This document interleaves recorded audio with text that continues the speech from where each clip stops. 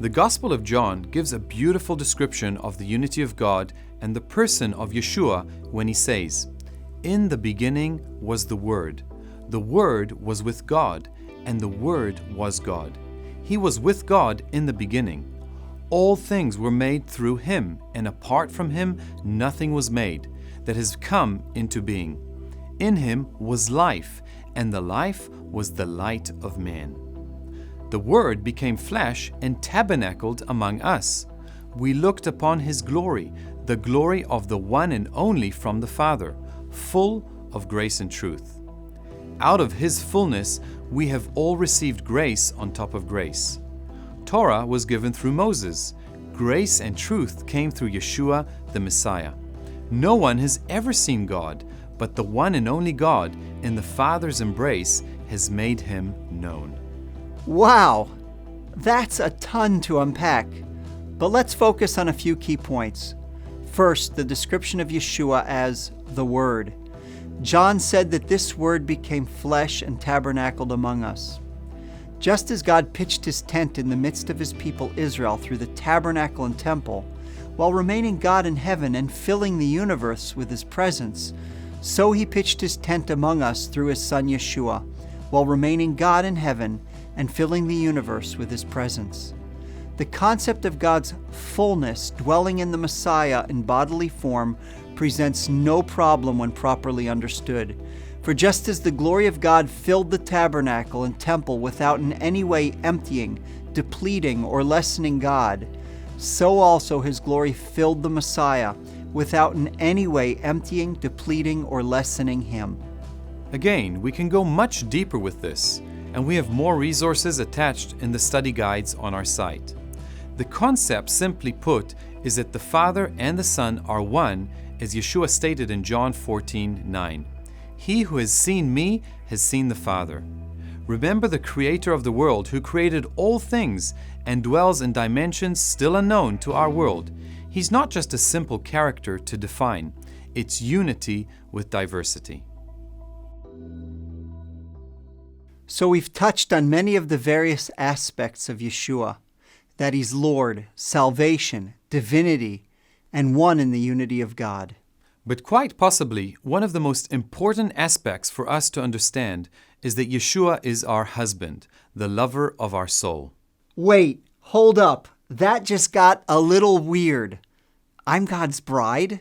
It might seem strange for some of us to think that way, but if you look throughout the Torah, the prophets, and the New Testament, you will see the same theme.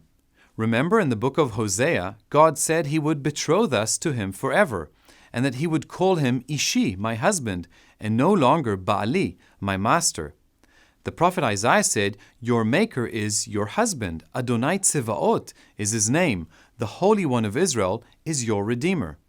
And in the book of Revelation, we see a common theme of the bride of Messiah and the marriage supper of the Lamb. Many religions throughout history have seen God as a distant master and Lord, but God's desire is deeper and more personal. He is seeking a relationship built on faith and love. But I'm still a bit confused about the bride part. Well, don't let it trip you up. Let's break this down. Traditionally, the husband is the provider, protector, and leader of the home. Yeshua is all of that, and he loves you more than you can know. And if we could summarize the Bible into one central theme, one could say it's God's love story to mankind, his pursuit of our hearts to bring us back into a loving relationship. If we lose this point, then we easily find ourselves falling into dry and dead religious ritual and works. But how beautiful is it that God demonstrates his own love toward us, and that while we were yet sinners, Messiah died for us. The good news of our Messiah is that God loves us so much that he paid the ultimate price so that we could be brought back into fellowship with him again. And that's truly the point of it all. The beginning of the Bible tells the story of a relationship broken and trust severed. But the culmination of the Scriptures in the last book of the New Testament is God dwelling with his people in perfect fellowship forever. But now to the important question. Who do you say Yeshua is? This is by far the most important question of your life. We've covered a lot in this short time, and we encourage you to take a look at the scripture yourself. Get to know Yeshua through reading the Word of God.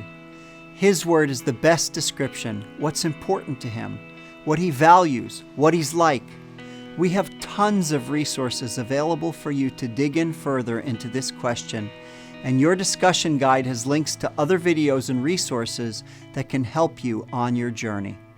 If you would like to connect with other believers in your area to talk some of these things through, connect with us over email, Facebook, or WhatsApp. If you've decided who Yeshua is and want to take the next steps, there are many around you that have taken those same steps that would love to pray with you and help you in your journey to truth. And remember, you're loved and valued by God. Keep seeking and asking God for help. Next, we will be covering our prayer life, how we communicate with God. Make sure you take time in the week for your daily readings and the discussion questions. These resources can help you get daily focus and personal discovery in these truths. Just like anything in life, the effort you put in will be the result you get out.